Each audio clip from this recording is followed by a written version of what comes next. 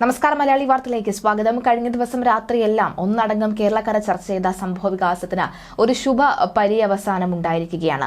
കൊച്ചിയിൽ നിന്ന് കാണാതായ കുട്ടിയെ കണ്ടെത്തി. വല്ലാർപാടത്ത് നിന്നാണ് കുട്ടിയെ കണ്ടെത്തുന്നത്. ഇന്നലെ വൈകിട്ടോടെയായിരുന്നു കുട്ടിയെ കാണാതായത്. കൈവശമുണ്ടായിരുന്ന ഫോൺ സ്കൂളിൽ പിടിച്ചുവെച്ചത് കുട്ടിയെ മാനസിക വിഷമത്തിലാക്കി. ഇക്കാര്യം വീട്ടിൽ വിളിച്ചറിയിക്കുകയും ചെയ്തിരുന്നു. ഇതിനെ തുടർന്ന് കുട്ടി മാറി നിന്നത്. 7 മണിക്കൂർ നേരത്തെ തെരച്ചിലിനൊടുവിലാണ് കുട്ടിയെ കണ്ടെത്തുന്നത്. അമ്മയുടെ ഫോണുമായിട്ടാണ് കുട്ടി സ്കൂളിൽ പോയത്. ഇത് സ്കൂൾ അധികൃതർ ചോദ്യം ചെയ്യുകയും ശകാരിക്കുകയും ചെയ്തിരുന്നു. ഇതിന് മനോവിഷമത്തിലാണ് കുട്ടി മാറി നിന്നത്. കുടുംബാംഗങ്ങൾക്കൊപ്പമാണ് പോലീസ് അന്വേഷണം നടത്തിയത്. വല്ലാർപാടം പള്ളിയുടെ സമീപത്ത് നിന്നാണ് കുട്ടിയെ കണ്ടെത്തുന്നത്. കുട്ടി നഗരത്തിൽ തന്നെ ഉണ്ടാകുമെന്ന നിഗമനത്തിലായിരുന്നു പോലീസ്. പരിശോധന നടത്തുകയായിരുന്നു. അതുപോലെ തന്നെ ACP ജയകുമാറിന്റെ നേതൃത്വത്തിലുള്ള സംഘമാണ് കുട്ടിയെ കണ്ടെത്തിയത്. കൊച്ചി എളമക്കരയിൽ നിന്നും കാണാതായ 12-കാരിയെ കണ്ടെത്തുന്നതിൽ നിർണായകമായത് ജോർജ് എന്ന ഞാറക്കൽ സ്വദേശിയുടെ സമയോചിതമായ ഇടപെടലാണ്. രാത്രി ഏറെ വൈകി സൈക്കിളുമായി കടന്നുപോയ കുട്ടിയെ തടഞ്ഞു നിർത്തി പോലീസിനെ വിവരം അറിയിച്ചത് ജോർജ് ആയിരുന്നു. രക്ഷിതാക്കൾ എത്തുവോളം 12-കാരിക്ക് ജോർജ് സുരക്ഷയൊരുക്കി.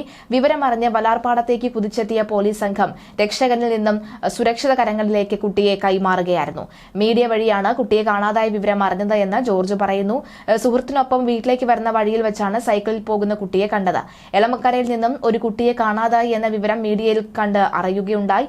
വീട്ടിൽ നിന്ന് അമ്മ വിളിച്ചപ്പോഴും ഒരു കുട്ടിയെ കാണാതായി എന്ന് കേട്ടുവെന്ന് പറഞ്ഞിരുന്നു.